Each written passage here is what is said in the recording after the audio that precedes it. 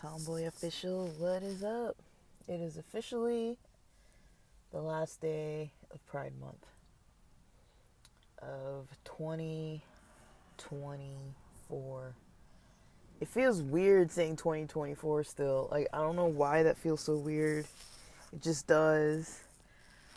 It doesn't feel right saying anything else, really. It kind of feels right saying 2023, but it's not.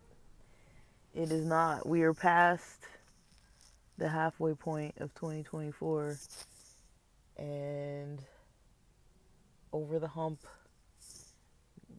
not going downhill in a bad way, but going downhill towards the end of the year.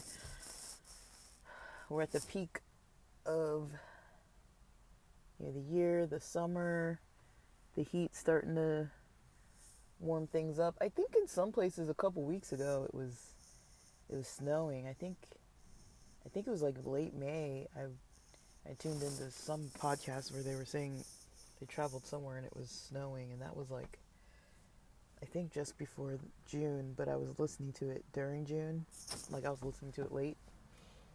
But guys, how do you feel, about Pride Month this year? How was it for you? How have things evolved? Or how have they moved backward?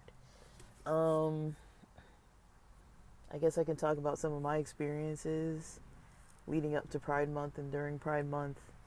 I think leading up to the month of May, I was trying to sort myself in this new job role.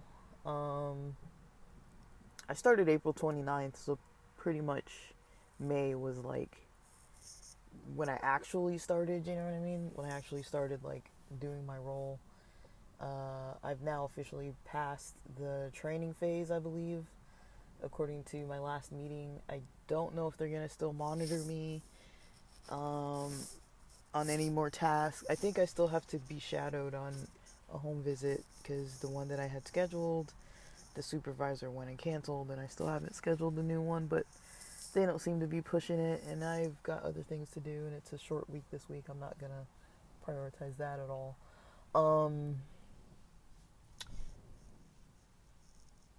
So, yeah, May, I was trying to do Pride Boot Camp, but I didn't get too far because I don't know if I would say overwhelmed is the right word. I think overwhelmed, but more so the issue when I get overwhelmed, that's more so what the problem is that it's hard for me to focus. I notice I do this.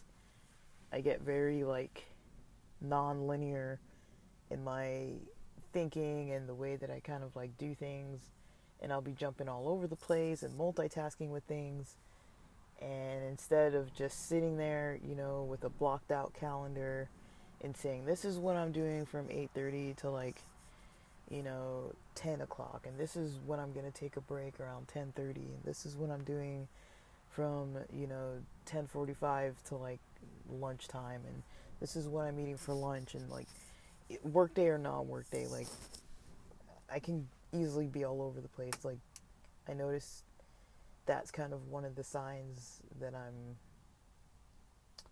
don't know if I would say it's one of the signs that I'm stressed, but it's one of the signs that I need to look out for when I'm stressed, because it's kind of like that's what I do, but then it doesn't really help because I get pretty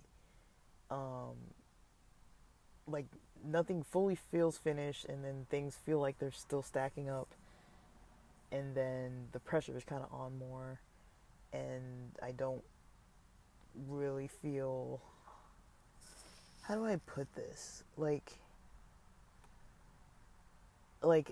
it's kind of like tiresome. It's a tiresome way of kind of like handling a daily routine, and if I do that for a couple days, I just feel kind of like worn down, and it's hard to like focus.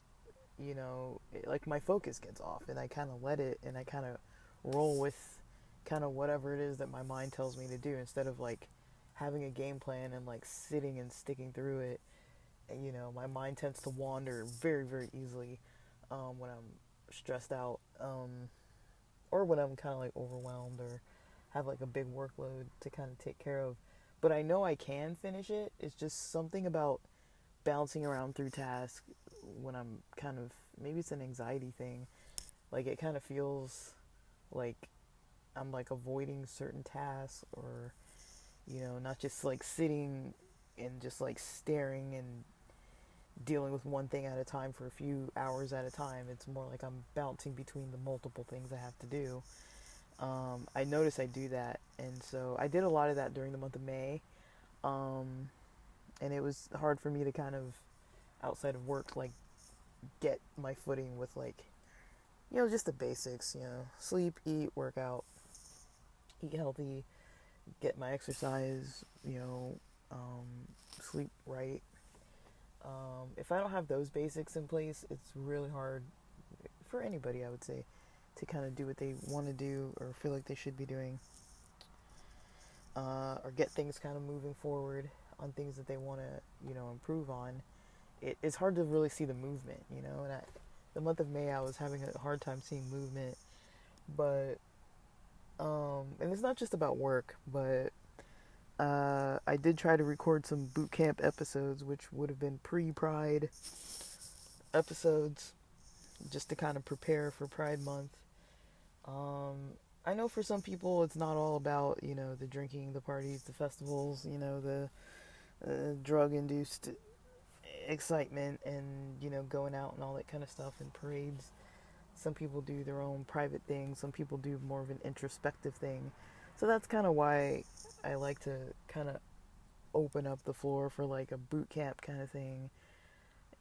It kind of helps me realize where I'm at with things too. I'm like, ooh, like coming into summer, like I don't know, and I don't know how people feel about like the summer solstice and all that kind of stuff. First day of summer and everything. Like, I don't want to get all like political or like religion, politics, and all that kind of stuff, but um, some people are really into astrology. I don't fully understand astrology because I wasn't raised with it. I wasn't raised around it. I wasn't raised in a culture that like wanted people really to look into that kind of stuff. They kind of discouraged it more. The Christians, that is. I don't know why. I don't know why they discouraged it. But I notice in LGBT culture, especially amongst the lesbian types and others, I definitely do notice that there tends to be this interest in astrology, signs, what's happening with the planets in our solar system, and this kind of interconnectedness between planetary placements and the sun and the moon and the stars and all these kind of things, and the position and how your sign and everything connected kind of like shifts based on different things. And I guess on that note, I can speak to my own knowledge of that area, which is not much, but I'm a Leo, but it's kind of interesting because, I wonder if people, I had this question that was like, what happens if you're a Leo but you were born, like I was born 2 months early, so technically I should have been born in like October, but I was born in August. So that's a little of a different situation we've got going on there. I almost did not survive my birth, and my mother also almost did not survive my birth, but she's well, and my brother and sister were born after me and in good health and fine and big and strong babies. I was a small little baby that had to stay in the hospital for maybe like an extra month or something to develop. I was really tiny. I fit like, I think I was like 1 pound, 0 ounces, 12 inches. I was a little baby. I was a small little thing. And I fit like pretty much in the palm of my dad's hand. Like, I was like the littlest thing. Um, and so part of me wonders, not so much on the astrology side of things, but just in general, like how does that affect like who I am as a person? Like, um, I would say, um, was I supposed to be born in October? And does your sign kind of adjust? Like, do you have certain tendencies of a different sign? Because whenever I tell people I'm a Leo, they're like, really? Like, you don't seem like a Leo. I'm like, I know I don't seem like a Leo, not really. Like, other than the creativity and maybe a few other aspects, I would say I don't really like to be in the light necessarily. I've almost got like a tendency where it's like I like to create things that other people can connect to or engage with, but I don't like being like the forefront face of it, but I like being the person who created the ideas behind it, all the background ideas being my own. Um, the writing, the reading, the learning, all that kind of stuff. I like all that. Um, but I'm kind of more like on the shy end, and I would rather just not be like the face of something. I just kind of like to do the work and be left alone, you know? Like, like I'm not saying not getting any recognition. I just don't like the stages, the lights, like all that kind of stuff. I'm not really into that, but I do like live music. I do like being at concerts and being kind of like swept away in like those like fantasy kind of like like how clubs are, how it's like it's dark because they turn the lights down and they turn the music up, and it's like this kind of fantasy environment where it's like you're partially or pretty well intoxicated. You're dancing around with loud music, and there's people there that you don't know, and like that's not like a normal, at least in my day to day, that's not what my day to day looks like. That's a rare experience. I used to go to clubs even more, and I don't go to clubs so often anymore. But um, yeah, there's kind of like fantasy, like even drag, like how drag shows are kind of like this fantasy world of like you get captured into this world of like the performer, and they're like taking on this persona, and it's like you're just kind of like in their world, in their performance for that few minutes of however long that song lasts or however long their set lasts, and they're dancing their asses off and singing and got all these moves and everything, and their outfits and all kinds of stuff, and like the way they make their eyes look like huge, and like just everything around it, like how it looks and how it's made to look, just like this theatrical, like not cartoonish, but like almost cartoonish kind of way of how things look, and it's just very, very like there's this like interesting excitement, and those kind of like I like that. I like you know going to performances. I like being entertained and all that kind of stuff. I just don't want to be the entertaining person. I don't want to be the main event, or even the opening act. I don't want to be on stage, all that kind of stuff. But I have had a point in my life where that was the case, I was on stage with stuff. It was church related. Um, yeah, and that was another time. Dude, I've got spiders living in my car mirrors. They've been there for a while, and they're always like weaving these webs all over the place. It doesn't matter how many times I get my car washed. These spiders, like, I need to get them out, and they're just like always making webs. And I just saw one come out and walk across and like dip back into the back of the mirror. And I don't know, I don't want to kill them though. But it's just annoying because whenever I get the car washed, it's like they're still building webs when I park. Because I park near rose bushes and there's plants and stuff, and the spiders love it, and this guy's just loving it, just bouncing in and out of the mirror. I just don't want him to get into the car because the window's kind of cracked. I don't want him in here with me. Here, you stay in the mirror. So yeah, the astrology piece of things is always interesting. I don't know if you guys caught that, what they called that strawberry moon. And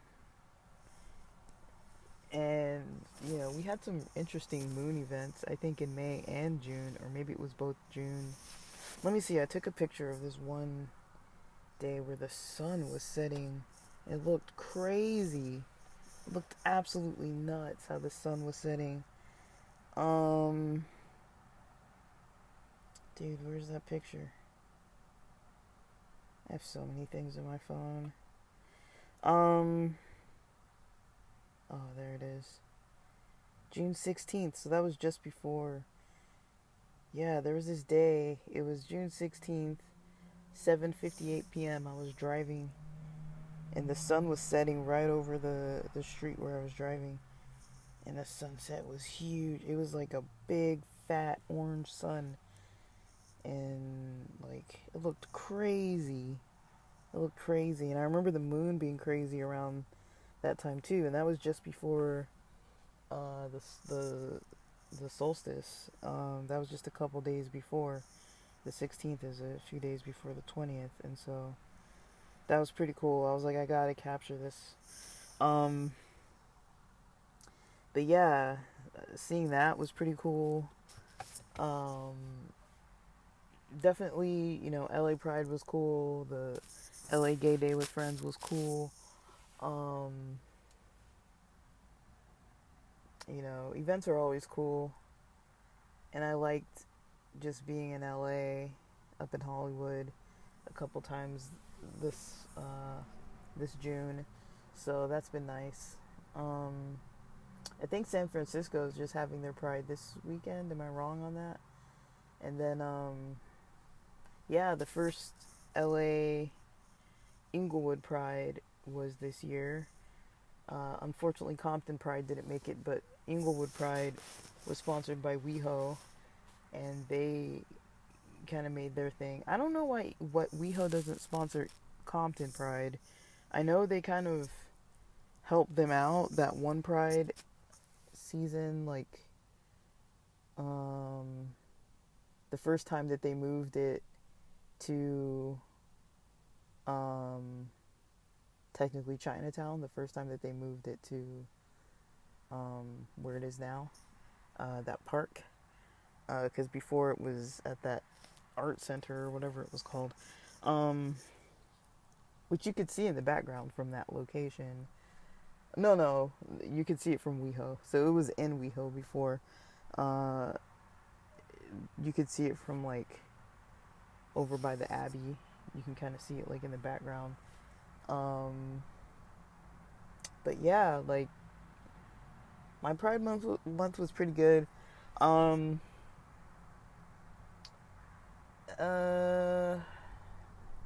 Did I learn anything? Was there anything exciting? Like, yeah, I discovered, you know, some new music. I was so happy to see Muna live and got into their podcast, their Chaotic podcast, which is pretty awesome. I discovered Handsome podcast with Mae Martin, and Tig and Future, and I'm still kind of steady watching Ashley Gavin's We're Having Gay Sex, and what's the other one? Chosen Family podcast, but I don't know. And then Elena Joy now has her podcast out. Jade Fox has a podcast out. Um,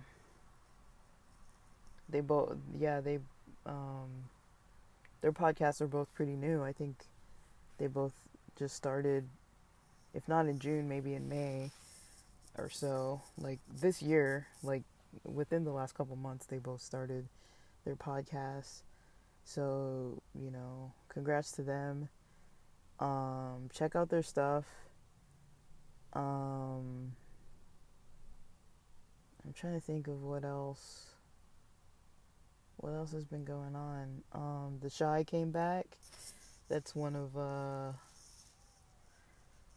Lena Waithe's creations. I finished watching.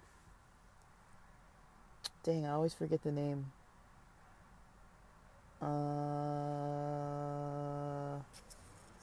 It's another one of Lena Waithe's shows, but it's like a comedy, kind of like a dry comedy about this like lesbian actor who's trying to make it, but also living in LA and trying to afford it, and trying to date, and kind of like trying to make and keep a career. I think they announced also that they've officially announced that the L Word season 1 will be set in New York, and I think they've officially announced that it's coming back. Pants Podcast started making, I don't know when they started it, but they started having their studio for their podcast. That's the one who plays Shane and the one who plays Alice on the L Word. They have a podcast together. They kind of just chat and kind of check in and stuff. But I kind of like hearing a lot of these people who went to like performing arts schools and were in LA and stuff like that. It's kind of interesting being back in LA, in all honesty. I've been back in LA for a while, but last year was like a whole beast of its own. This year I'm kind of somewhat more settled. I don't know if it's the weird thing about it is that it was not part of my original plan that in June of 2024 I would be in LA. But the good thing is it's keeping me on track with other goals, financially, somewhat socially, and otherwise. Creatively, I've definitely got more creative opportunities in LA. Not that they aren't in San Diego, but in LA I've got people to play guitar with, to go to drum circles with, to write music with, to send tracks to and from, to meet up and play some guitar and like sing, and even if it's contemporary Christian praise music, like I have people that would do that, just chill at the beach, or even come over to their apartment and like have like a worship jam session or something. Like we can do that, we can like I don't know, so I'll put it this way. When it comes to churchy type stuff, I kind of just do my own thing. I'm not so into the machine of church and all that, and dealing with the hassles of how people think. Like, they can think how they want to think, but I kind of get a bit of an issue with platforms that promote hate or allow people to promote hate, and nobody really checks them.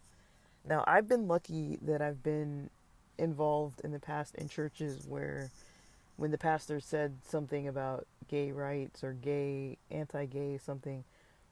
Um, I had I think the secretary of my elementary school, it was a junior academy, so I went there for like, as a kid, all the way to like 10th grade, like 3rd to 10th grade, I went there. And the lady who was the secretary, her youngest son is gay and also religious, and, or I don't know if he's religious, but she kind of is. And, or is, I don't know how to tell if people are religious or not, honestly. I would say they're religious. Like, I don't really know. I met them through the church. It was a school that was connected with the church. So I consider everyone who kind of goes to church, like, why would they be going if they weren't religious? Like, you know. And I saw them show up quite a few times, but Adventist culture wise, a lot of times, I think my generation was one of the last generations that really was like trying to push their kids to, well, their parents were trying to push them to go to like Adventist schools, but like Adventism is a branch of Christianity. For people who don't know, it looks like mainstream Christianity to some extent, but it kind of isn't. It isn't mainstream Christianity. It's basically, well, it is mainstream Christianity, but it's basically Christian, like, people. Like, it's basically just people who have, you know, they follow some of the Jewish dietary laws in their own method, and they follow some Sabbath laws in their own method. And then they have this lady that they follow that they think she's a prophet that had this health message. Her name's Ellen G. White. Take it or leave it with the prophet part of things, but like, you don't have to believe in that as an Adventist necessarily. It's just part of the church history. And then a lot of them tend to be vegetarians or don't really drink caffeine, and like those are kind of the major points. If you were to ask somebody how an Adventist looks different from most other Christians, those are the main points. So when I say Adventist, that's kind of what I'm referring to, or people who practice that faith. But because they do have a little bit of these lifestyle differences, that kind of adjust their week and everything, because there are these differences, they do tend to have a little more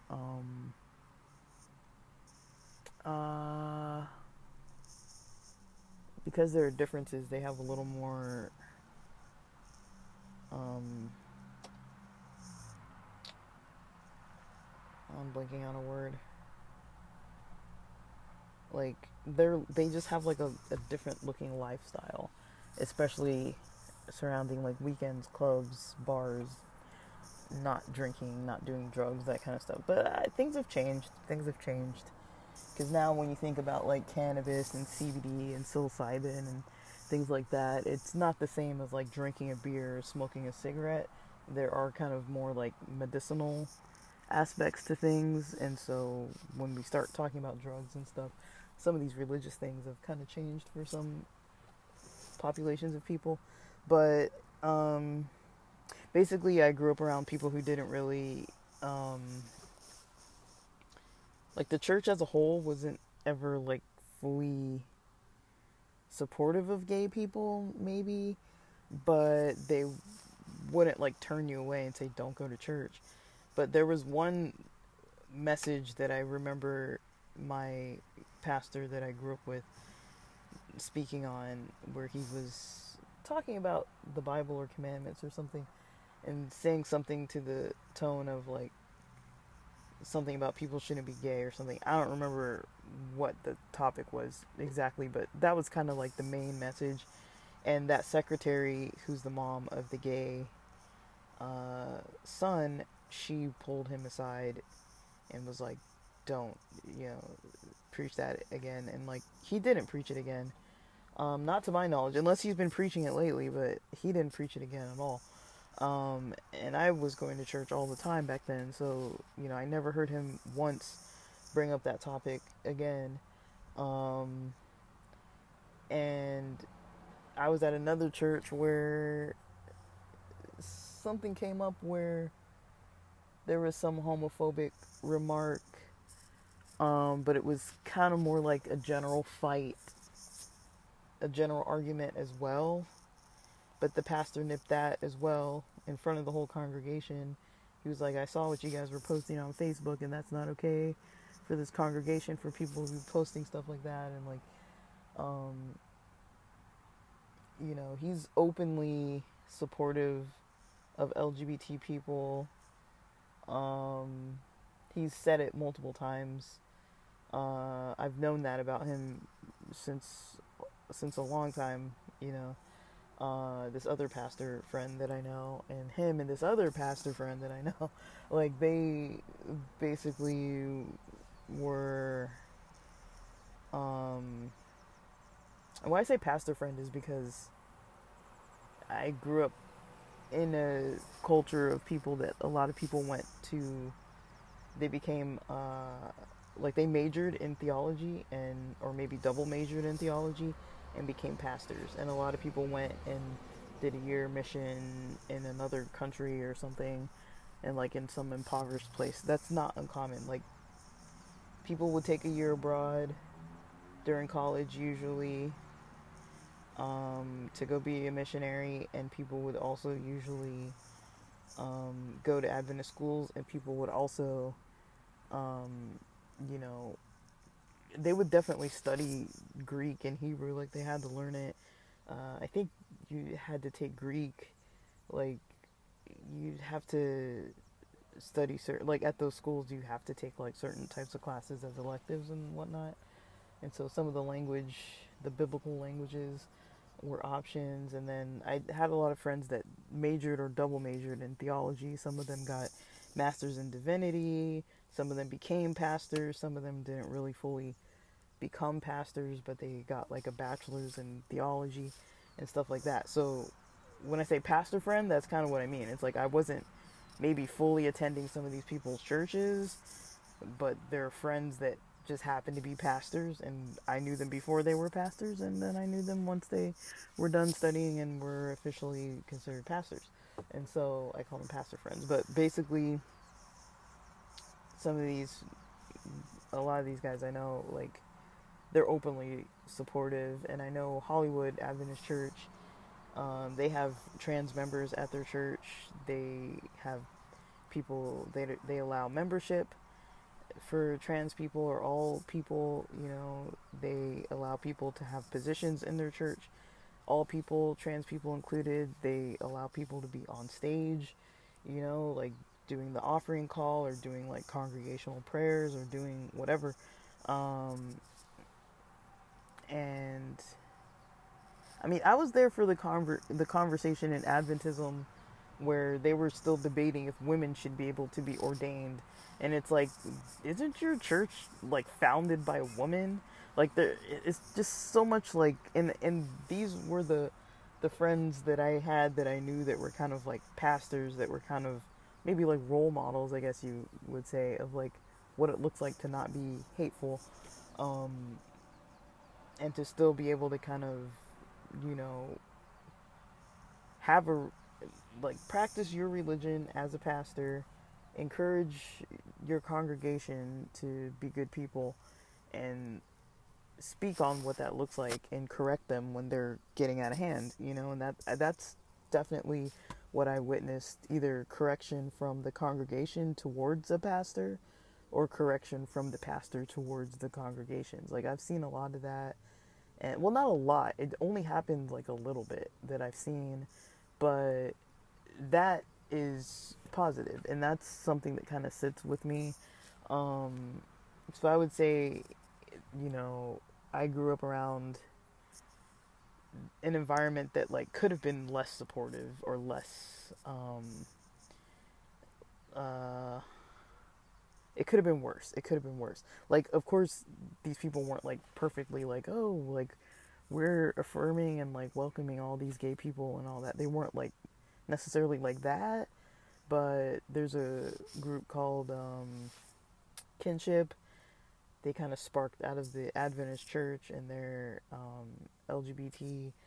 It can be people either who were Adventist or who are currently Adventist, and or have nothing to do with the church, and they're just LGBT and just want to be part of a group where there might be Christians there or people who are not Christians.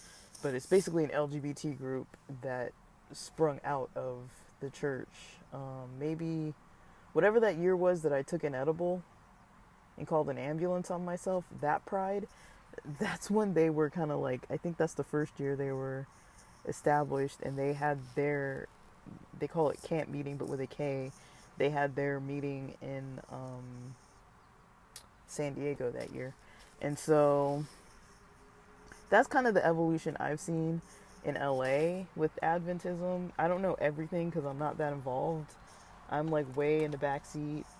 I like, full transparency, I keep my membership at one of the churches that I grew up at just because I I keep it because I keep it.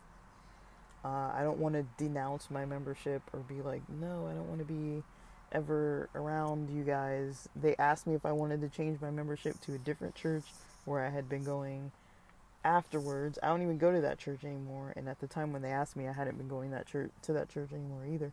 So I don't go to either church, but if I do go to Adventist churches, it would be Hollywood Church in LA, Hollywood SDA. It's if you go Hollywood, if you exit Hollywood Boulevard off the 101 North, it's the little purple church right across the freeway there. They're the one that I was saying. They're affirming. They let people have membership. They're in Hollywood. Um, but it is church and it is Adventist. They do still do the whole song and dance of things, but and Kinship has some groups that they can connect people to that are kind of like people who worship and all that kind of stuff, but they're affirming groups of people. So there are places around that are, affirming. I went to Long Beach Pride with a group um, that was from the church, pretty much. They kind of labeled themselves from the church. And I remember we were playing some like um, some music. It was like this EDM style, like contemporary Christian music. Some EDM remixes of some of the popular songs and stuff. And it was fun. It was a good time. I was glad to be a part of it. I still feel an affiliation because I culturally grew up like that, if that makes sense. So that's probably the main reason why I keep the membership part of things, is just because I'm like, well, I grew up with this. I'm still a part of it because culturally it's just kind of how my mind works a lot of the times. I kind of default to some of the teachings and things, but um, you know, it's probably one of the easier things, the easier topics for me to talk about as far as like ease of speaking about something. You can tell, like, even when I'm having tired evenings like today where I'm having trouble getting my words out, like when I start talking about Adventism, I can just keep on going and going and going. Like, I have plenty to say. Even if it's repetitive stuff, I don't really run out of stuff to say necessarily. But I have a lot of community through that church. A lot of people who used to go, who I'm still in touch with. A lot of people who don't believe in any of it that I'm still in touch with. A lot of people I grew up with that are all around LA, and that's kind of a social circle that I can kind of tap into sometimes. But on the LGBT side, I would say they've done okay at improving over the years since I was young. And in 2024, I don't know if I can point out any specific improvements that I've noticed, any specifics that I've noticed.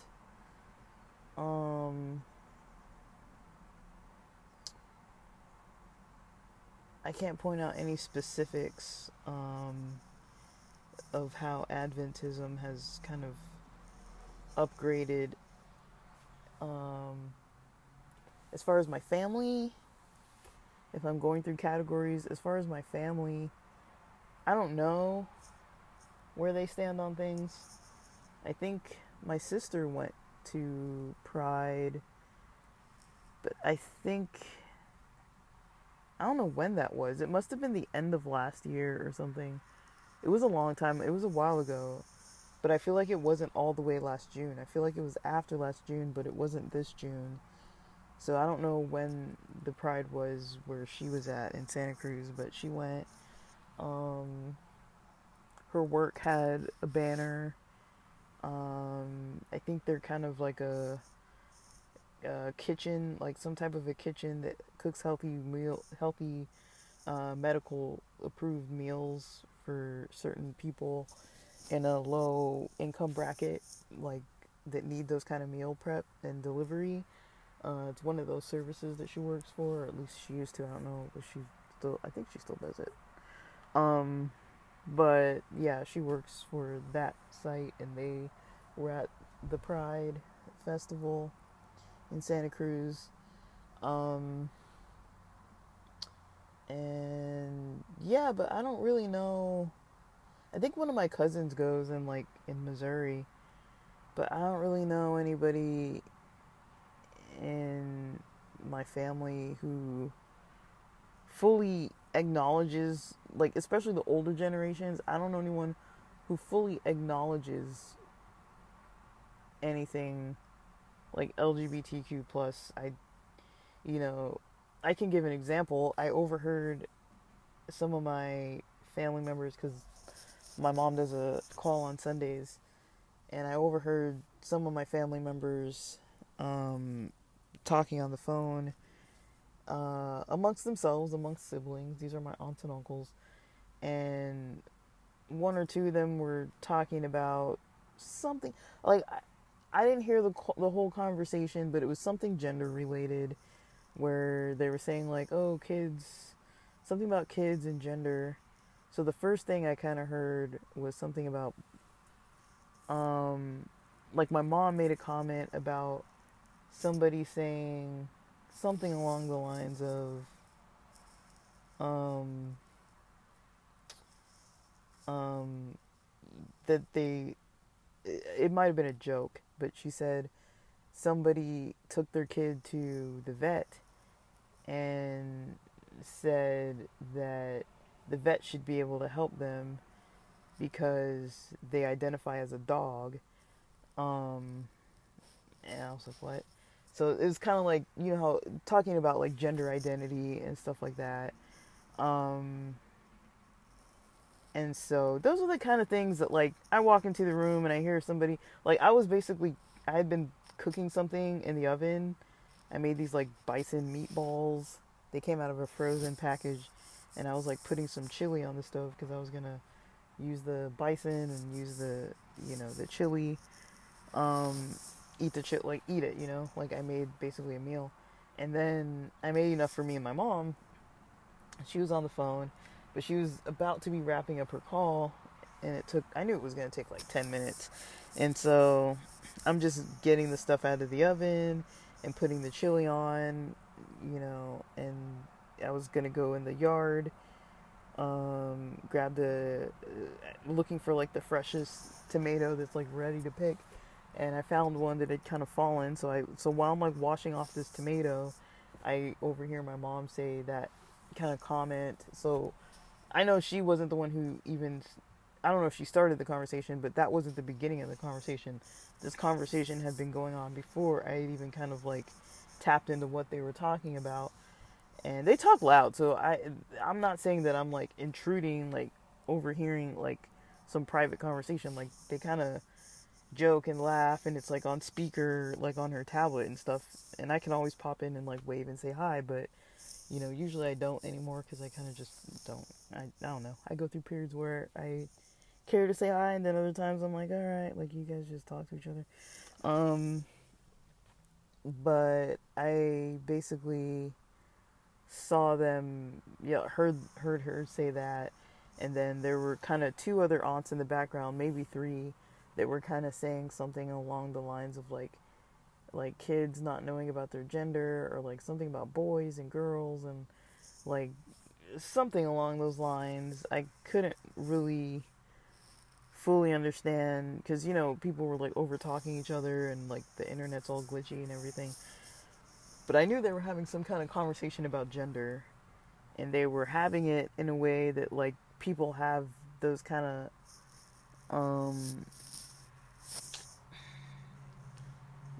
what I call it, prejudice, or what, those kind of conversations where it's like when you're amongst your own and you think nobody's listening, or nobody can really like hear or understand what you're saying. And I kind of walk into a room hearing that, and it's like, I'm not gonna say it's not hurtful. It is. Like, I'm not trans, I'm not non-binary, I don't really fit the rules of any kind of known thing. And I've gotten pushback from that growing up from certain family members. But in a way, I feel like once you're an adult, it's almost like a bullying thing. Not really. I don't want to use that word, but I feel like they try to push their weight around because they're like elders. But I'm kind of very stubborn, and I'm just like, no. Like, you guys had your time when I was a child. I'm not a child anymore. So I'm kind of more like, if you want me to show up to your stuff, you're gonna have to put up with who I am. Like, that's just how it is. You can't have it both ways. I'm not just gonna like bend over to do things the way that someone else wants me to do if I'm not comfortable with it.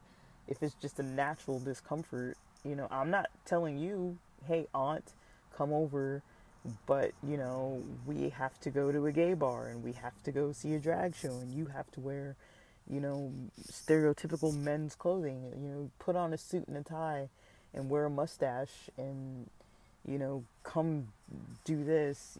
This is the only way that you can come to my event or party or birthday or reunion that I'm setting up or whatever. And if you don't want to follow the rules, you're kind of excluded. Like, that's kind of, I mean, it sounds stupid, but that's kind of the attitude that they kind of have. They're kind of more like, girls wear dresses. That's what they wear. Like, you can't really wear something else. But I feel like there are family members that do see me and do get it, and they're not like certain family members that are more like embarrassed by me not being able to like fit in with the other daughters or whatever.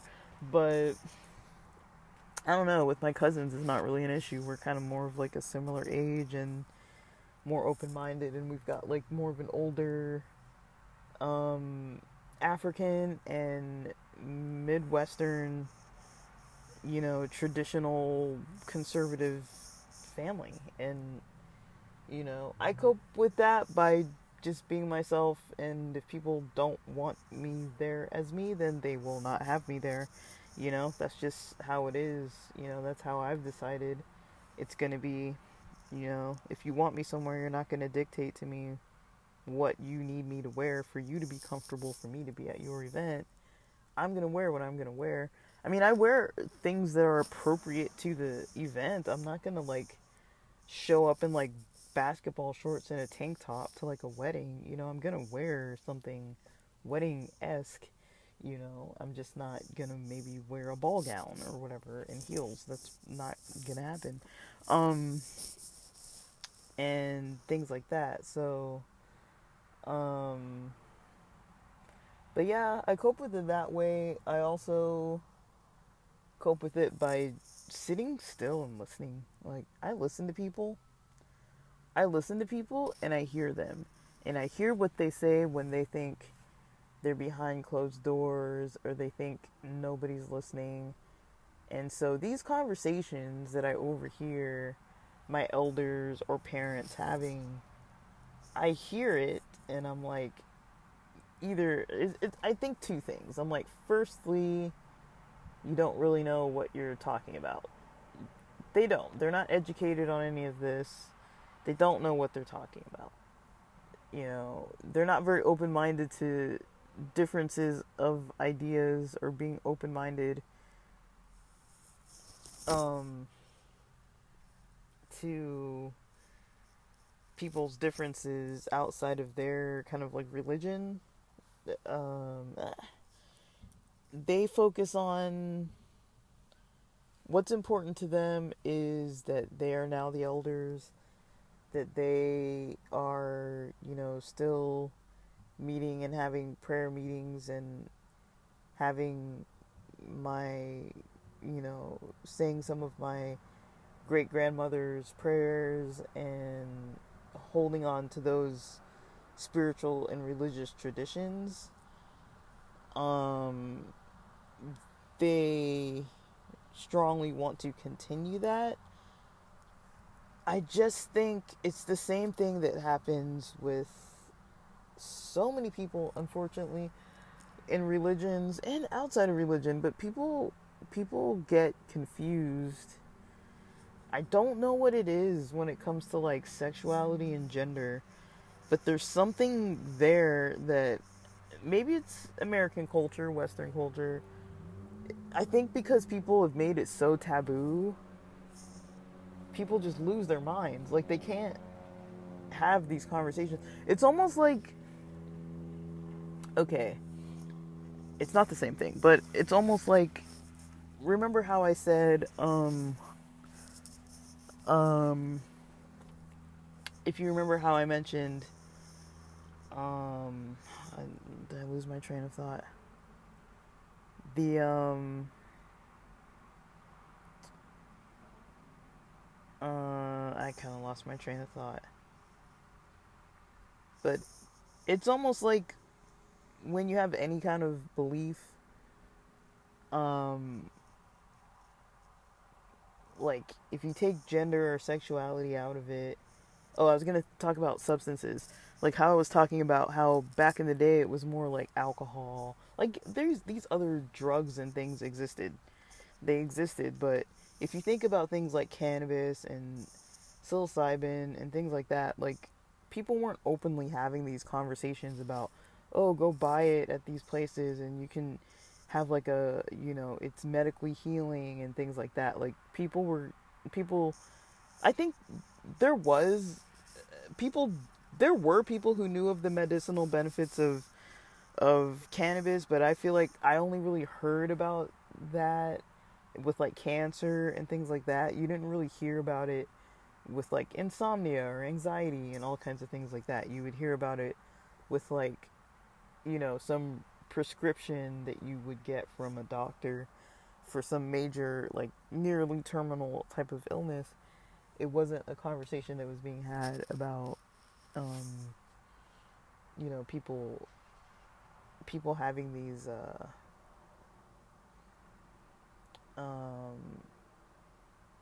know, about people either recreationally or medicinally using it for themselves without a prescription. Um, and, it was controversial. At first, it was controversial. Like, remember the whole argument?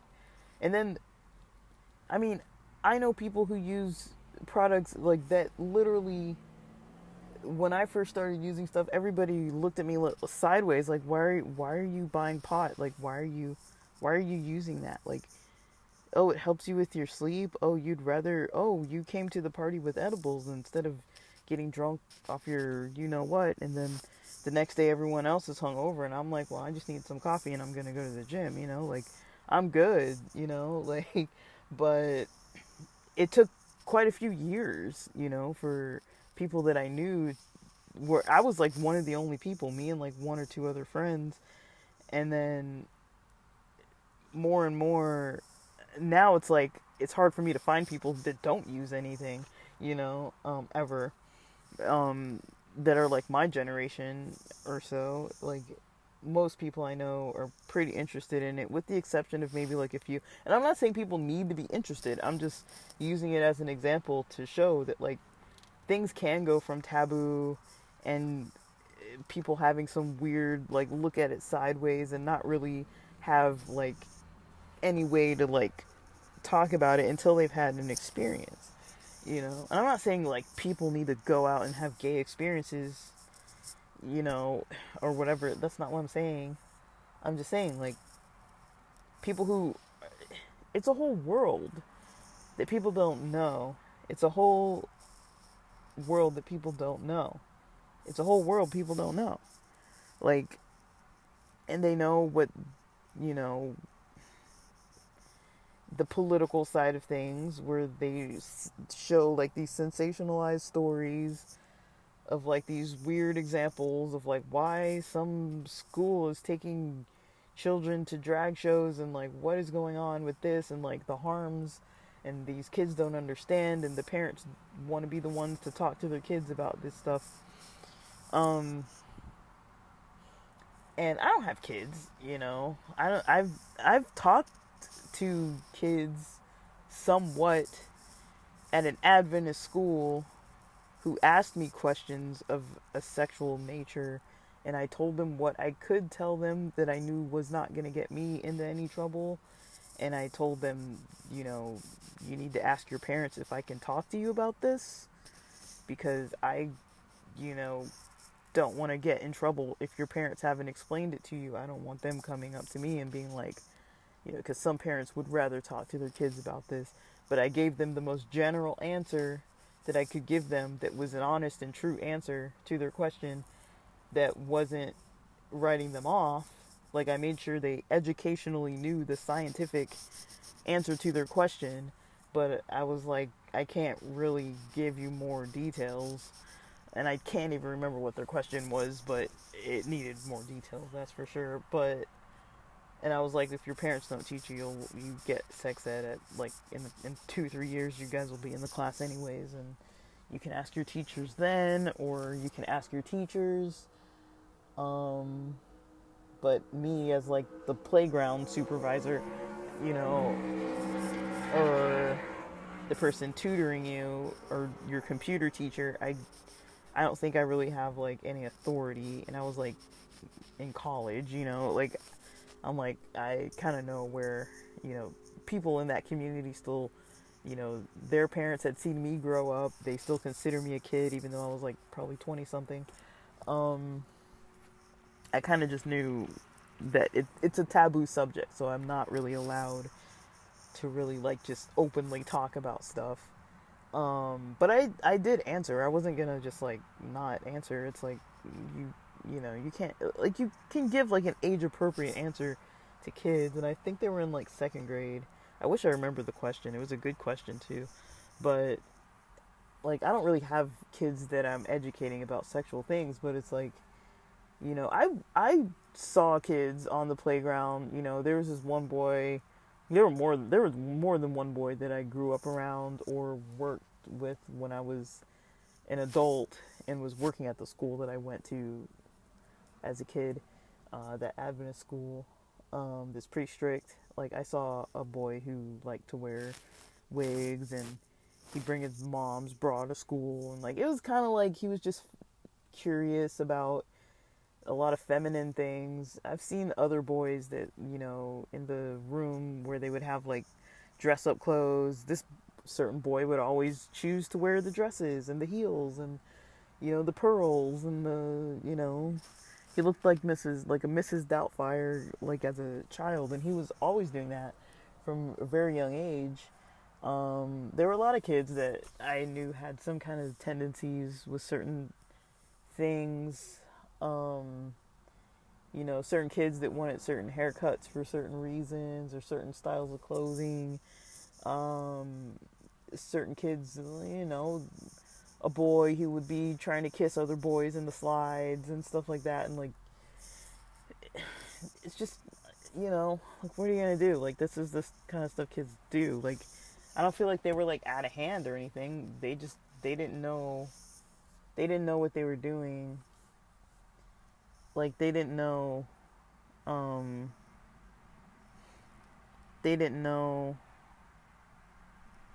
kind of,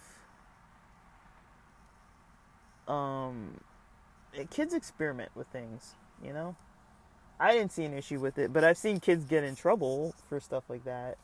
And, you know, I saw a teacher kind of, not snatch, but she kind of like sternly talked to this little boy when he was like wearing a wig, and he was like showing it to me, And I was like, oh, like, yeah, you really look different wearing the wig. And like, the teacher came over and she was just like, come here. Like, I'm just like, oh, shoot. But I wasn't going to like discourage it. I'm like, dude, it's a boy wearing a wig.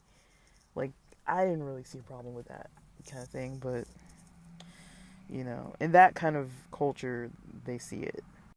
So, yeah, just culturally, people would, have an issue with it in that kind of religious environment. But I do think what's missing with a lot of these religious people is that they really just. One thing I've noticed that kind of helps me cope with a lot of things is that I've noticed they don't realize what hate looks like. They think they're doing the Lord's work, or they think they're saving people from hell, or whatever they think they're doing.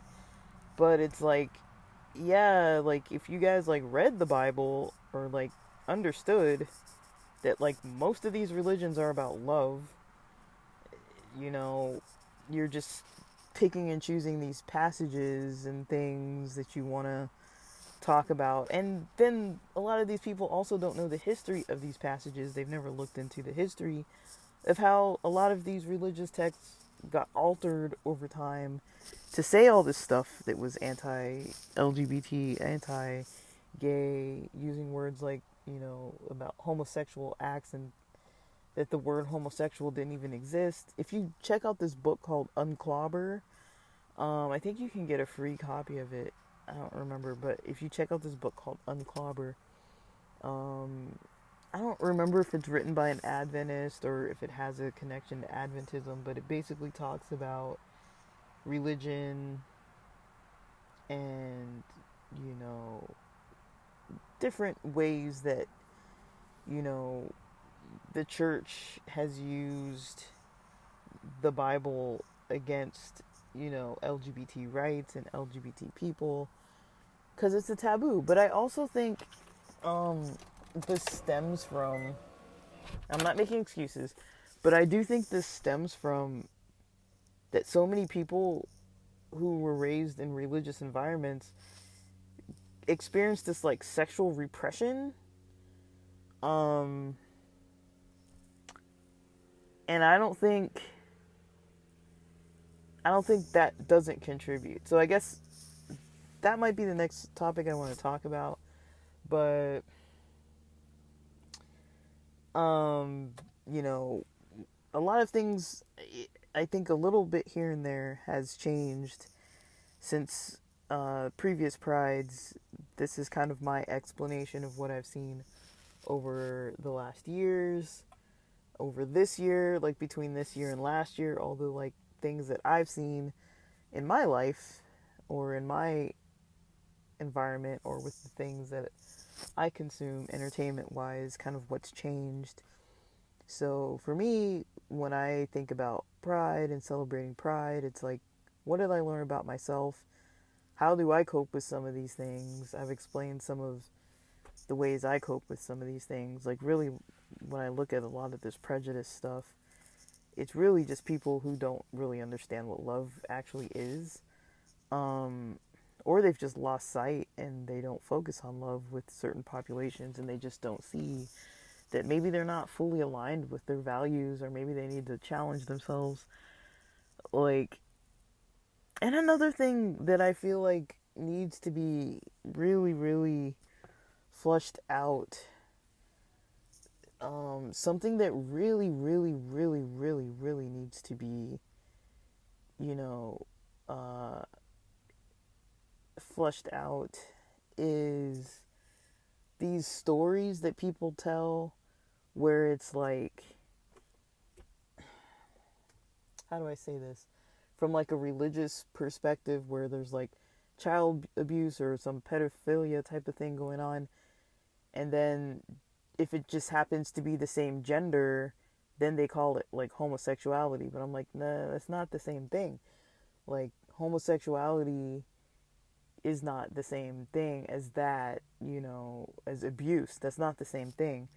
But I've had to kind of educate in the Amish world of some of the ex-Amish that, talk about their experiences with people when they were growing up Amish, and just some of the sicker stories. I'm not going to get into it, but like some of the things that happened that were like abusive to certain people. And there was this one person who was talking about, some same gender stuff that was happening. And I kind of went on there. I'm like, I know you guys probably don't know because you didn't grow up around it, but they kind of combined that topic of like child abuse with LGBT people, saying, I didn't know any LGBT people, but, and then they went into these stories about like all these abuse stories of different people, with child abuse histories and stuff. And I'm like, that's not gay, that's abuse. Like, that's not the same thing. Like, it's not the same thing. And that is a narrative that somehow gets thrown into the mix that people don't seem to know how to tease that out. And I've seen a lot of religious communities trying to educate and warn using those types of stories.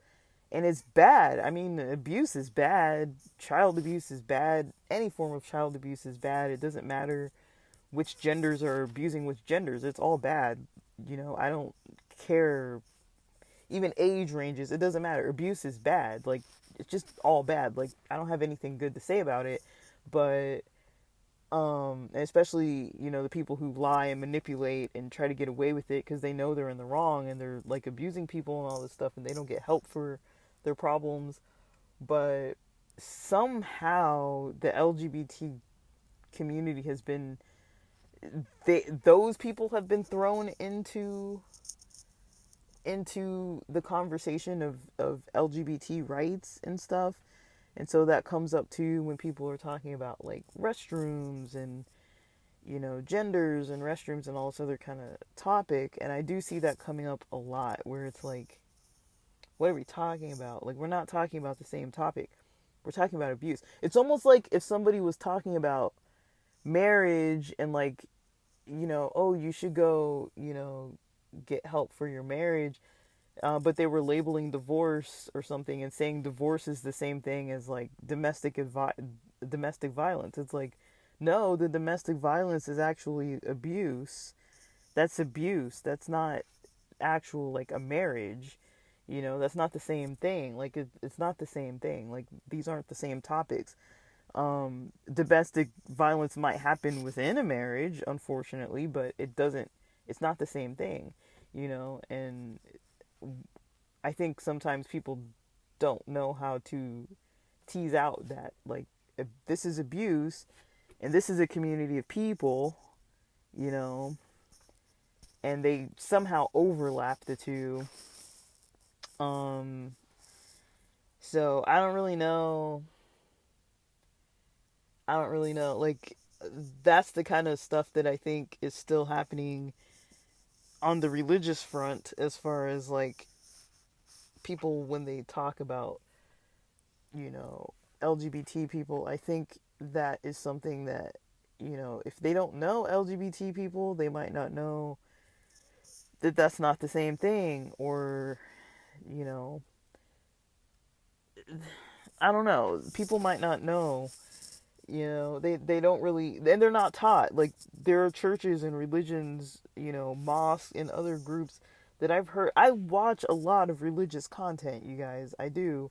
And I hear these topics come up. That's why I know that people think these ways. It's because I listen to people say these things and I'm like, that's not the same thing.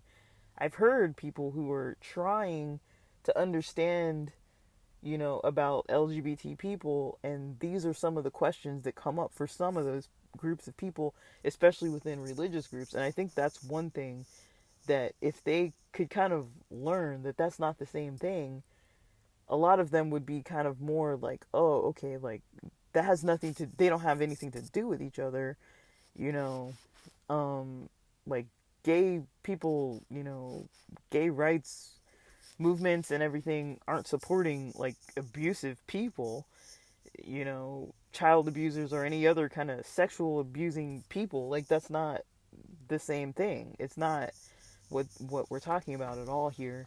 Abuse is a topic, but it's not the community. They're not, the abusers aren't necessarily like I don't know how to say it in any other way, but like basically they're talking about two different things there. Abuse does happen within the community. It does happen. And some of the people are abusers, just like in the straight world. There are straight people that are abusers, and straight people that are that are, that have been abused. Like it doesn't, like no group goes untouched by abuse, unfortunately. But it's not really something that is. It's not part of the gay alphabet. Those people are not included as like a category. The abusers are not necessarily like defining, LGBT rights or anything, but I don't know how they got mixed up into it. But I think it does have to do with like a form of sexual repression and people not learning about sexual things. There are a lot of people who don't even know, they don't really know. And they're not gonna know because they're not around people who would tell them like, hey, that's not the same thing. Like I've known people that even in a workspace, open-minded people that you would think, who have been in management positions and, they're kind of, I've noticed people single out LGBT people. It's happened to me before, and it's subtle. It's so subtle that like other people wouldn't notice it. And I'll give you an example, like a couple examples quickly, and then that'll be the end of this. But like one example was this person who was talking to someone else and made a comment about, some kind of child abuse related comment when they were talking about LGBT people. And the staff corrected that person in power and told them, no, that's not how that is, and I'm a part of that population. And for you to say that, you're kind of assuming that you're lumping me into a group with those people. And like that, the leader person tried to kind of backtrack on it and stuff, but I don't really know. I wasn't there, but I don't think that, a coworker would have any reason to lie about that. Like, why would they say that if it didn't really happen? And then shortly after, that manager eventually kind of left. So I do kind of think it happened, unfortunately. And there's a situation I was involved in where, so we would give consultation, what do you call it? We'd have like consultation groups about our clients every week or so. I think, let's call it every Wednesday, we would meet as a team and have like this treatment team consultation where you present all your cases, all your new cases or cases that you're having a struggle with. You present them to the team and get like advice on like, okay, what does the patient's plan kind of look like? What are the next steps for the next sessions? All that kind of stuff. Like either how are they going to start their sessions? What are the goals with them? Or what are they going to do, from this point where things are kind of stuck, like where are we going to move forward from there? So, there's this one patient, I was presenting his case and I'd presented it a couple times, and we got to the topic of medications, and I mentioned that this patient was on PrEP. And I think I also mentioned that it was an LGBT patient, but I can't recall if I mentioned that at all. But I mentioned that the patient was on PrEP.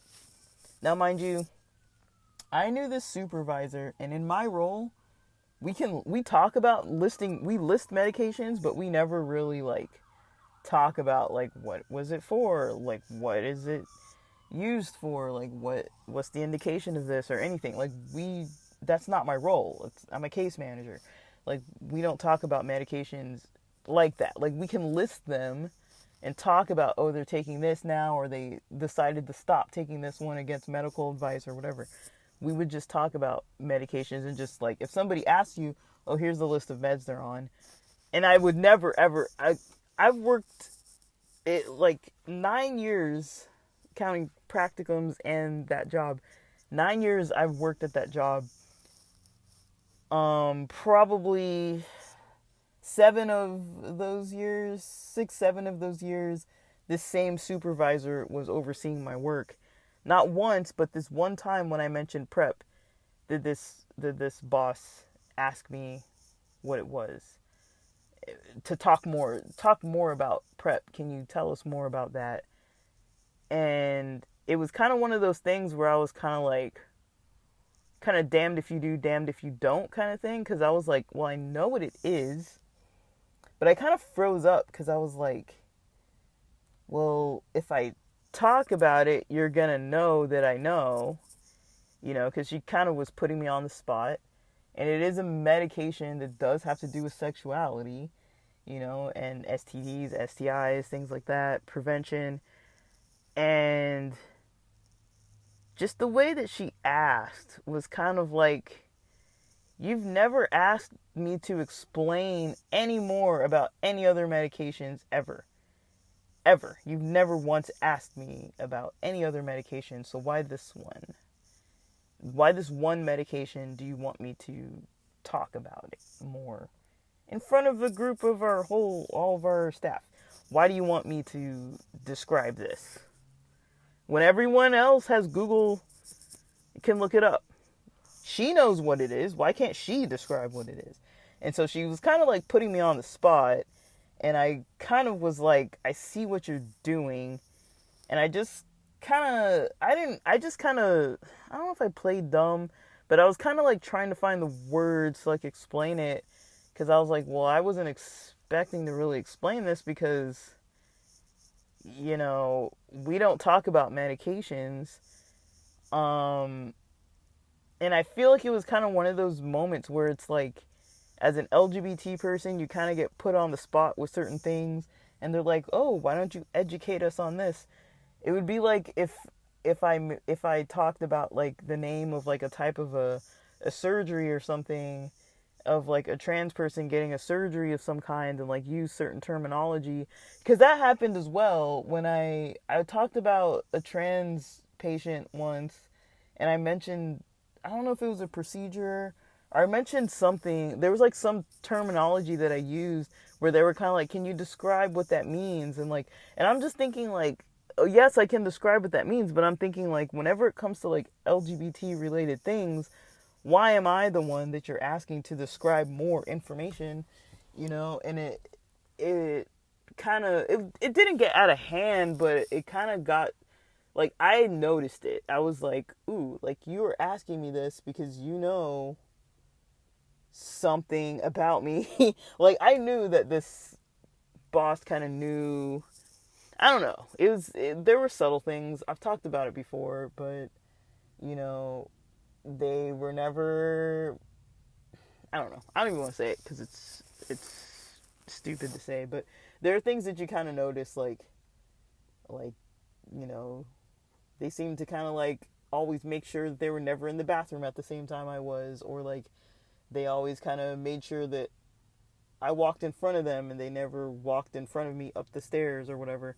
And it's like, I'm not looking at you, I'm not interested in you, I don't have like any desire, like, I'm not into you, dude. Like, that's not what this is. But I could tell that they treated me different than the other staff. And it was subtle. It was subtle little things.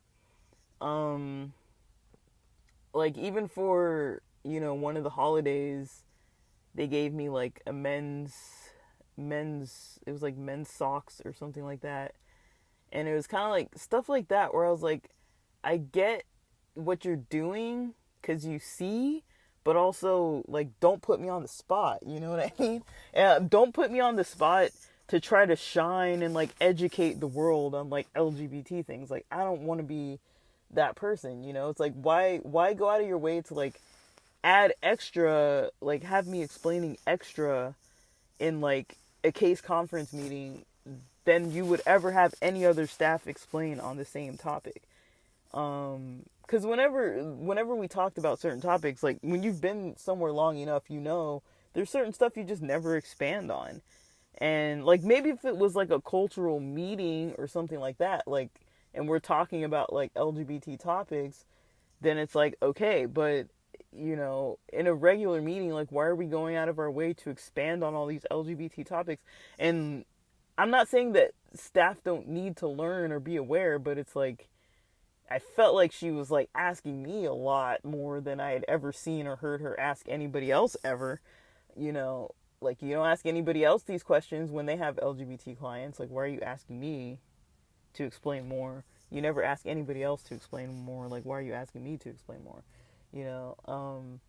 And it's not that I didn't know. It was just, or that it's like I don't want to explain it. It's just kind of like the way that it comes across is kind of like, okay, I can educate people on this topic, but and it is the way that it gets a little tricky is because like they kind of cloak it in like it's like it's medical education, and so like yeah, but I'm like also other people are responsible for educating themselves, like I don't know everything, and I don't want to always be the one who's like, oh, it's almost like in school, when you're the only black one, and then they're like, oh, what is the black community think about this topic? And it's like, I don't know, like, like, I don't know what happens, all the time, and like every single, like when you're the only representation that's there, you kind of get called on a little more for stuff to explain.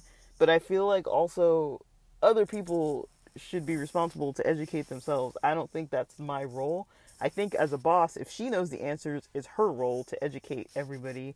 It's not my role to educate everybody. So I kind of took a little bit more of a backseat with that kind of approach that she had when she would keep asking me, like it wasn't like excessive, but it was more than once that I kind of caught on where I was like, she's asking me this because she knows that I know a lot about LGBT stuff.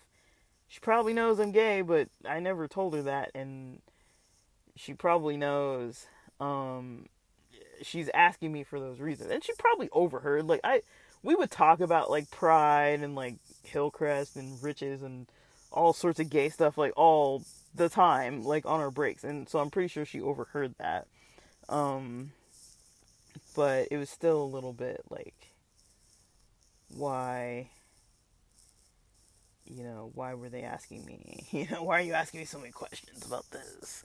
Like, it is a weird way, and it's a weird way of singling somebody out, because it's like, like, I'm the kind of person that's like, I'm not, like, it's not that I'm not out at work, it's just, I'm not out in a way that, like, if you don't hang out with me in my personal life, there's nothing at work that I'm gonna mention that's, like, LGBT stuff, like, I'm not gonna, like, talk about it all the time or mention it or, like, anything. I just kind of work, and I had some friends that asked me a good question once, because they were like, if there's a client that wants to work only with LGBT staff, would you say, like, that you would work with them or whatever?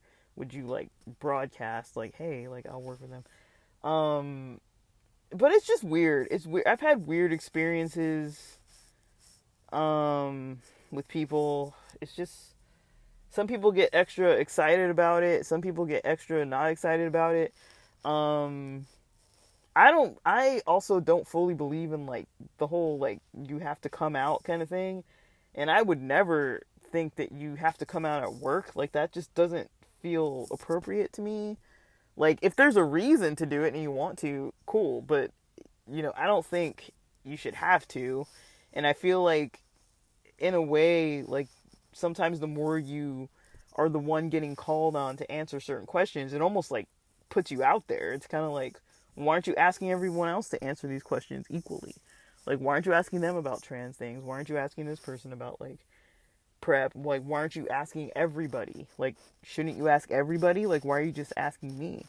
Like, it does make sense, okay, it's my patient, but it's like, at the same time, like, when other people mention certain stuff about their patients, you don't ever ask them to expand on these topics. So, like, but I also get it. People need the education, and some people aren't going to go do the research.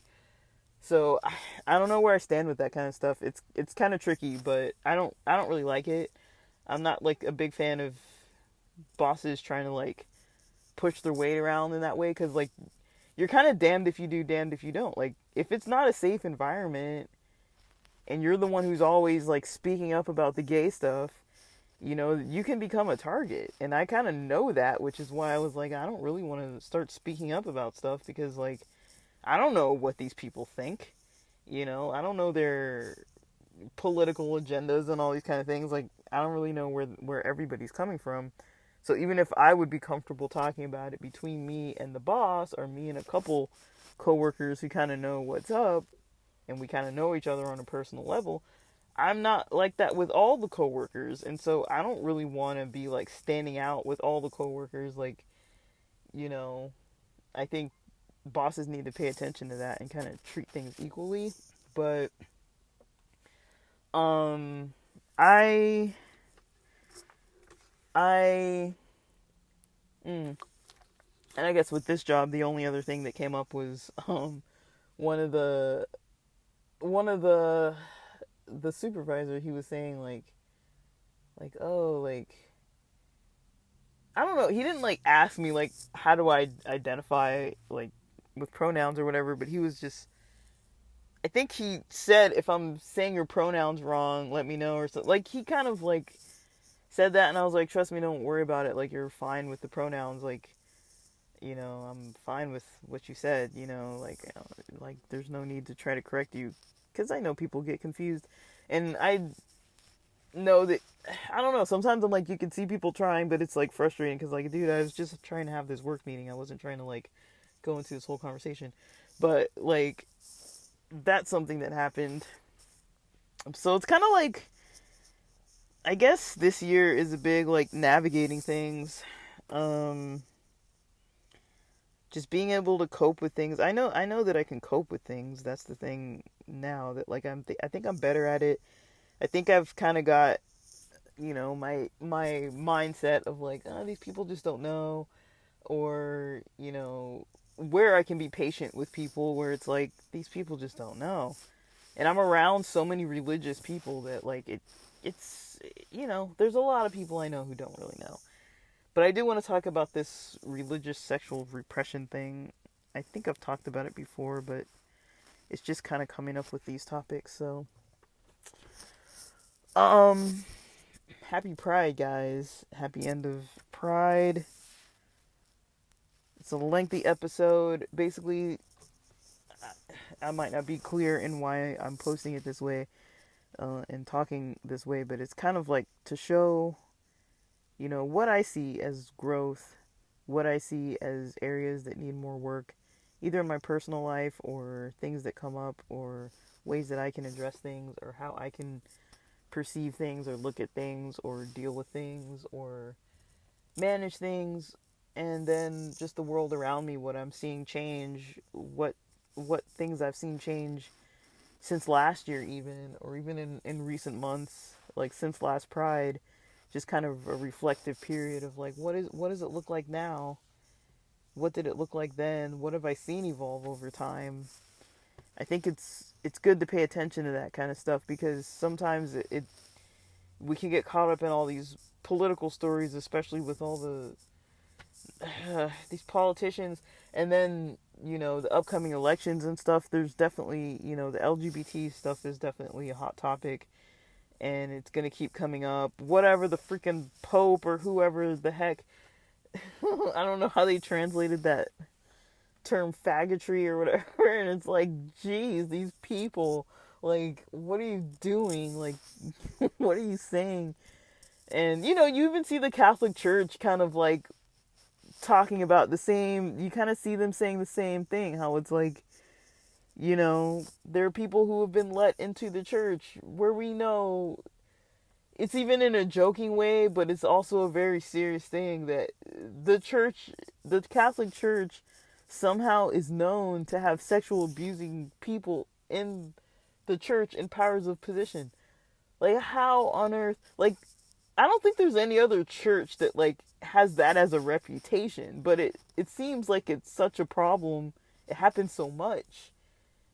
it seems like it happens so much that like it's like a theme or something, and they're trying to crack down on it. I've heard some people mention things like they're trying to like screen people or like something like that, and like try to make sure that they do a better job of picking people who aren't like abusive, but which is good. I'm glad they're doing that. But again, they're lumping these abusive leaders into like the LGBT community, and it's like, don't put them over here with us. Like, they're over there doing their own freaky thing, like, trying to like, okay, I ask myself sometimes, when I come across leaders that aren't good people, why did this person choose leadership? A lot of times people choose leadership so that they can be abusive. It sucks. But if you look around, a lot of the bad bosses you've probably had, I've had some narcissistic, abusive supervisors, bosses, people like that, just, they get into the position because of that. Like, if you ask me why I went into the field of psychology, I would say it was because I noticed I had a desire to practice more compassion from a young age, and I noticed I couldn't really practice it in the community I was in because you couldn't really be very authentic. I didn't grow up around a lot of authentic people.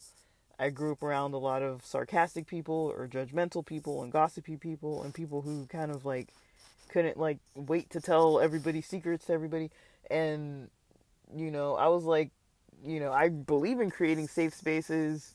I know what those look like. I think I'd be good at it. And I was good at it. I was able to create safe spaces in groups with people who never felt seen, who thought they themselves thought they were crazy or thought that they were worthless and thought that, their symptoms meant that they could never like socially have a relationship. I created a space where they could have friends and come in and eat snacks and let's talk about what's gone on in your life, these symptoms that come up, who said what to you, like how'd you deal with it, like how do you manage how do you manage this, and creating spaces for people to talk about this kind of stuff where they've never spoken. They're like, this is the first time I've ever been able to talk about, hearing voices or like my paranoia or like seeing people and all this kind of stuff. And they're just sitting in a room talking about how their family calls them these names or acts this different way towards them. And we can talk about it. Like, this is your group. We can sit and talk about it, and we can talk about social skills because that's something I'm good at. And I was teaching people with psychosis social skills, and we would practice them in the group, and we would talk about safe spaces and all this kind of stuff. And I was great at it. That was probably what I was best at that job. But I couldn't do it every day, all day, every day. But even in the individual sessions, just letting people speak and talk about things they'd never spoken about before, knowing that they're safe to talk about it. And I'm not going to just like, I've been in environments where it's like, I know these people aren't safe to talk around, but that's why I wanted to go into the field, because I grew up around a not safe space to talk and be open verbally to like speak about things. I knew that wasn't safe, and I was like, I want a job where I make it so that people can have that, I have that now, but I didn't grow up with that, and I knew it was something that was missing, and that's why I went into the field. I could feel that's why I wanted to be in the field. I wanted to hold those spaces for people and everything too. And I could feel that's why I went into the field. You could probably come across a lot of people who are bosses that don't want to be good leaders. They just want to be abusive. And they're like, I need somebody to take out my anger on. I want to make these people cry behind closed doors. I want these people to fear me. I want to be able to like assert my authority and put people in their place and discipline them or get over on them some way and manipulate them and like gaslight them. There are literally people that's why they want to become a boss, and then they get there and they're protected because like who needs to lose their job, you know? Like, it's hard, you know? And people try to get in positions for certain reasons. A lot of people that are in positions of leadership and authority, some of them aren't there for good reasons. And that happens with priests. That's a leadership position as well. Some people are like, oh, I got these weird, like, abusive things I want to do to people, and like, who's gonna know if I'm over here, like, I'm considered a trusted person, you know? You're gonna be letting me be alone with these students or whoever it is, you know? They know what roles they're gonna be in and how they can abuse it, and they know that. And some people go into those roles thinking that way. That's literally the whole purpose, is because they're trying to, like, get some fulfillment out of some kind of unfulfilled, like, thing, that the only way for them to fulfill it is some abusive thing. And it's not okay. I'm not saying it's okay at all, but a lot of it comes from that. Like, you know, knowing, like, the origins of, like, why people even are that way, you know. I'm not saying it's supposed to necessarily help anybody, like, if they've experienced that. Unfortunately, you know, I don't think just me saying that is gonna, like, help necessarily, but I do really hope that that's something I see next, though, is that people will be able to discern in these religious communities the difference between an abuser and an LGBTQ plus person. I want people to be able to clearly differentiate that those are not the same thing, you know. And just looking at people who are maybe like some, not all, but some of these, like, Catholic leaders or whatever. It's not, let's not pick on the Catholics. There are plenty of people I've heard of who, what's that freaking guy's name? The Iranian guy. I think he's Iranian. The guy whose dad is, like, the head of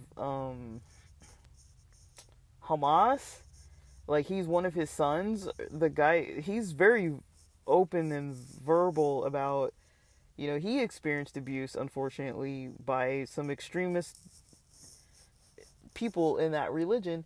And, you know, there are people in all kinds of groups, religious or not. Sometimes it's just a leadership thing. Sometimes there's just, when people think they can get away with it, you know, people will do some crazy shit. But I don't know. I hope that it decreases significantly. I hope that those people that are abusing people get punished. I hope they get helped too. I mean, there's got to be some kind of assistance for people who are abusers to, like, figure out how to stop being abusive. But I don't know. Like, I don't know what role I would even have in it, but that's something that I would like to see change, because that's something that in my life kind of comes up, unfortunately. I see it a lot because of the environments I'm in and because of the people I talk to that are religious, that people just don't seem to understand what love really looks like. They think that prejudice, because some religious leader taught them to hate, that they're justified by it because a religious leader said to do it, or they were taught to interpret some scripture out of hatred. And it's like, bro, don't you know right from wrong? Like, it's wrong to be hateful towards people. And people will try to justify hate, you know, in any way, and they don't want to look at themselves and be like, oh yes, I'm hateful, oh yes, I'm prejudiced. They want to call it something else, you know. But don't let people change labels. Don't let people label something as it's not. Don't let people call something what it isn't, you know. The whole, like, hate the sin but love the sinner. But the way people go about in action of this hating the sin is like, okay, so now you're gonna protest somebody's funeral because you hate the sin? I mean, like, there's stuff like that you're like, do you not realize how much pain that causes another person? Like, how is that not a painful experience. How is it not causing someone pain to be standing in front of like a pride gate with your stupid signs and like yelling and screaming profanity and obscenities at people because you worship God and believe in Jesus, but you can use the F word and you can use all kinds of slurs and you can be just hateful, singling out a particular group of people that are there to celebrate in their own private paid event or scheduled event where they're in the gates celebrating it in there. It's like you should be handing out hugs and cold water and shaking people's hands and telling them that you love them as they walk in the gates. You shouldn't be screaming and yelling and cursing at them. I don't understand how people see that as like some loving act, or how they can misinterpret something like that and be like, my religion teaches me to do this and I just overlook it. I don't critically think for myself and notice that what I'm doing is wrong. A lot of people are blinded by the emotion of it all and they just don't see it. And they really don't see it. They don't see that what they're doing is hateful. And I think that is something that I would like to try to combat, is just the teaching aspect of like, okay, let's look at this and dissect these behaviors, like if somebody did this to you, would you consider that to be love? Like, no, it's not loving. You wouldn't do that to someone you love. When you start changing the scenario a little bit and just changing, let's change the event. Let's change the person, if this person had been drunk driving and accidentally totaled their car and died, versus getting killed by a hate crime because they're gay.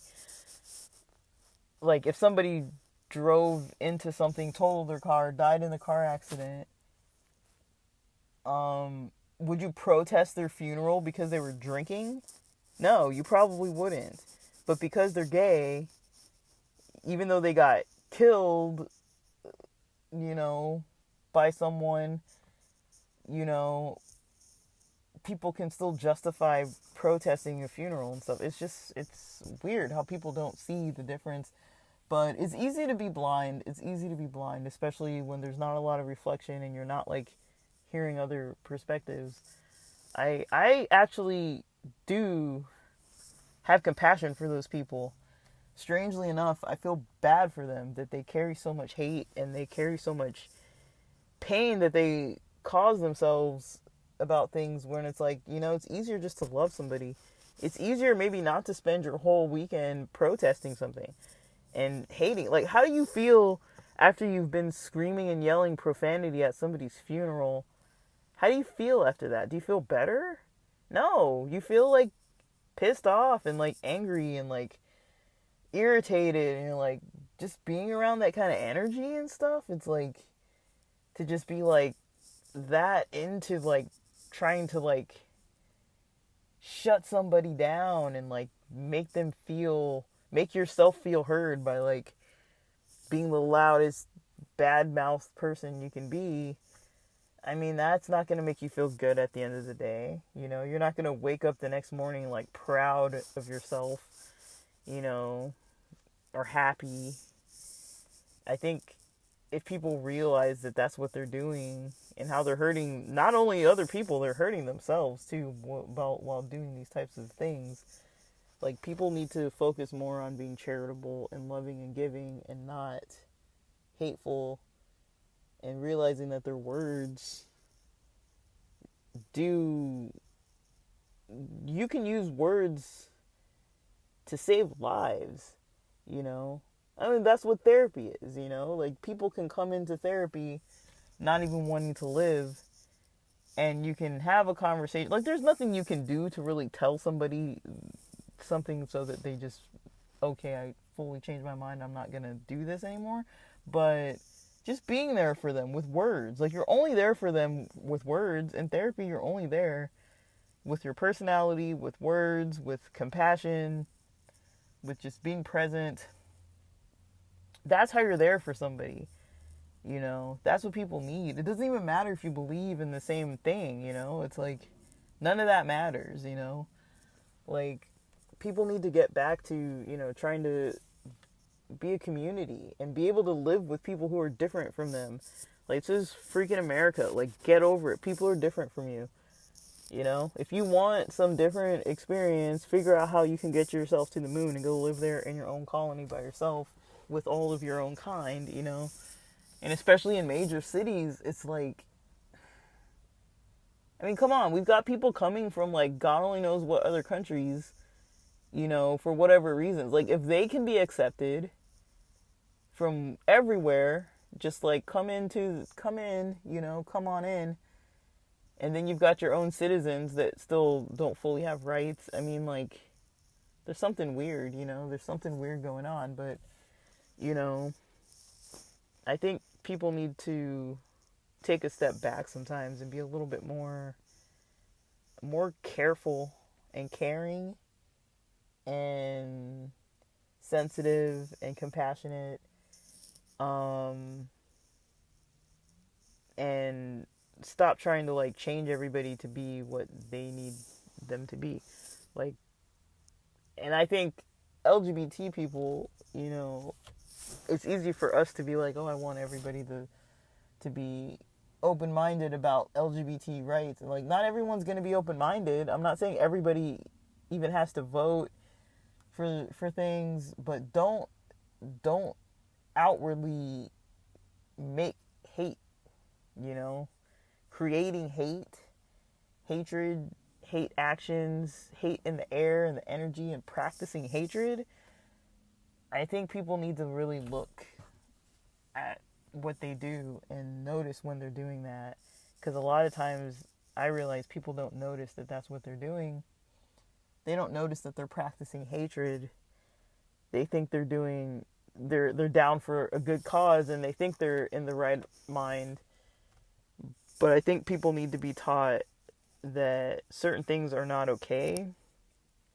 Maybe in the past they were taught to act that way, but I think people need to kind of redefine a lot of these actions that they're practicing. So that's kind of what I'd like to see. Not necessarily that everybody has to be, you know, pro LGBT. Just if you're anti, just, you know, don't spread hate, you know? Like, I don't like every single thing that I see on the planet, but I'm not going to go out of my way to, like, rip people's flags off the walls or, like, stand with a megaphone and, like, yell obscenities at their window or whatever. It's like, just leave people alone. Let them live their lives. If you don't agree, you don't agree. You don't have to be, like, overactive, like, overly hyperactively, like, showing up and, like, making the world a worse place, you know, like, verbally or behaviorally. You know, you don't have to do that. Like, that's completely unnecessary. You can hate in silence. You know, you can hate in your heart and keep it to yourself and let it fester and make you a bitter person. But you don't have to spread it. Don't spread the hate, you know. Just, if you're gonna hate people, just keep it to yourself. That's kind of how I would prefer to see things going in the future. But I don't know, guys. I don't even know what else to say about that. It's a weird topic, in all honesty. But it's everywhere, and it's relevant because it's like so recent. It's so, like, you know, it's happening like all the time, you know? Like, there's these topics and speeches, and, you know, these are people that are considered leaders, popes, presidents, you know, all kinds of people that just, like, you hear what they say and you're like, what kind of backwards, like, who tries to teach people to think like this? You know, and these are leaders. These are people who call themselves leaders. You know, it's like, goodness. Sometimes I'm like, what is going on? But, alright, I gotta end this because it's getting like, happy Pride, guys. By the time I post this, there's not hardly going to be but like a couple more hours. If you're on the East Coast, you've got maybe 1 more hour left, less than 1 hour left. And if you're on the West Coast, you'll have about 4 more hours left of Pride, and then we'll be done with it. So this is the Pride extravaganza and additional topics. I hope you liked it. It was really long, and I'm probably not going to make this long of episodes. It's just because Pride is ending, and I felt like a bit of a rant.